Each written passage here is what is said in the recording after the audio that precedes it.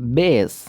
दोस्तों आज के इस वीडियो की तरफ जाने वाले हैं बेस का हिंदी में क्या मतलब होता है। BASE बेस का हिंदी मतलब होता है आधार।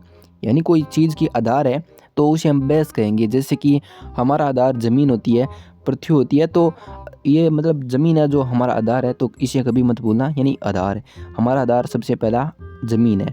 उसके अलावा आप तल भी कह सकते हो, किसी भी चीज़ के लिए आधार या तल होता है, ठीक है ना। उसके अलावा नींव डालना को हम बेस कहेंगे। या किसी चीज़ की या कोई भी आप स्थापना कर रहे हो या स्थापना होना, इसे हम बेस कहते हैं।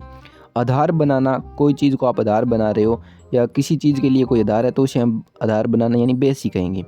या कोई पैदा होता है, पैदा, उसे भी हम बेस कहेंगे। पैदा वर्ड भी यूज़ होता है, जैसे कोई टंकी का निचले वाला हिस्सा है तो उसे हम पैदा कहेंगे, यानी ये उस टंकी का ऐसा पैदा, तो बेस कहेंगे उसे भी।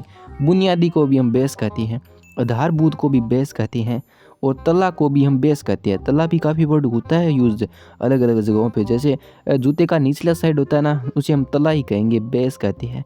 काफ़ी जगह होता है, आप नहीं लेते तो कोई बात नहीं। इसके अलावा बेस का मतलब ये भी होता है घटिया, कमीना।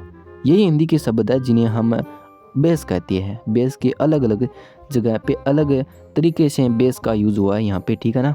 तो आप कहना चाहते हो कि उनके तर्कों में एक मजबूत आर्थिक आधार है, तो कह सकते हो इंग्लिश में ही arguments have a strong economic base. यानी उनके तर्कों में एक मजबूत आर्थिक आधार है। यहाँ पे बेस का यूज़ हुआ है, तो इस तरीके से आप कई सेंटेंसों में यूज़ कर सकते हो बेस का। आई होप आपको बेस मीनिंग का हिंदी में अर्थ मालूम हो चुका है या पता पड़ चुका है, समझ में आया है, तो इस वीडियो को लाइक करना। मिलता है नए वीडियो में नई जानकारी के साथ। जब तक के लिए मुस्कुराते रहिए, हंसते रहिए।